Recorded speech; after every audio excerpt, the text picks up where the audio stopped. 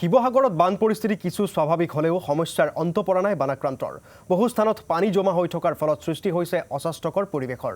ইফালে দিখুৰ বলিয়া বানে হাজাৰ হাজাৰ পৰিয়ালৰ সপোন ভাঙি চুৰমাৰ কৰাৰ লগতে শিক্ষাৰ্থীসকলৰো ক্ষতি কৰিছে। বানত উটি গ'ল ছাত্ৰ ছাত্ৰীসকলৰ পাঠ্যপুথি তথা নথিপত্ৰ। আৰু এইসকল ছাত্ৰ ছাত্ৰীক সকাহ দিবৰ বাবে ৰাজ্য চৰকাৰে গ্ৰহণ কৰিছে তাৎক্ষণিক পদক্ষেপ।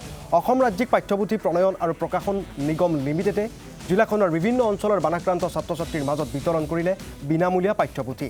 সপ্তমৰ পৰা নৱম শ্ৰেণীলৈ অধ্যয়নৰত ছাত্ৰ ছাত্ৰীৰ মাজত বিতৰণ কৰা হয় বিনামূলীয়া পাঠ্যপুথি। মন্ত্ৰী বিমল বৰাৰ লগতে নিগমৰ অধ্যক্ষ, জিলা আয়ুক্ত আৰু জ্যেষ্ঠ আৰক্ষী অধীক্ষকগৰাকীৰ লগতে জিলা শিক্ষা বিষয়াগৰাকী উপস্থিত থাকি শিক্ষাৰ্থীসকলক পাঠ্যপুথি বিতৰণ কৰে।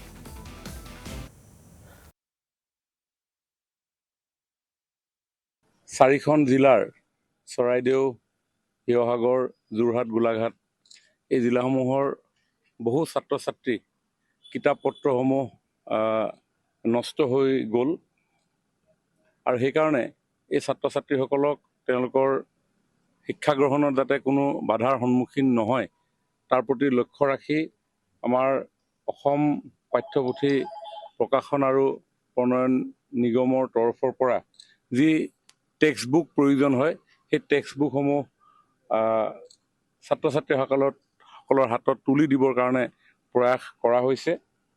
আমাৰ হাতৰ যি তথ্য সেই তথ্যমতে চৰাইদেউ, যোৰহাট আৰু শিৱসাগৰ এই তিনিখন জিলাত প্ৰায় 1,12,000 ছাত্ৰ ছাত্ৰীৰ কিতাপ পত্ৰসমূহ নষ্ট হৈছে আৰু তাৰ কাৰণে প্ৰথম শ্ৰেণীৰ পৰা 12লৈকে প্ৰায় 8,98,000খন টেক্সট বুকৰ প্ৰয়োজন হ'ব।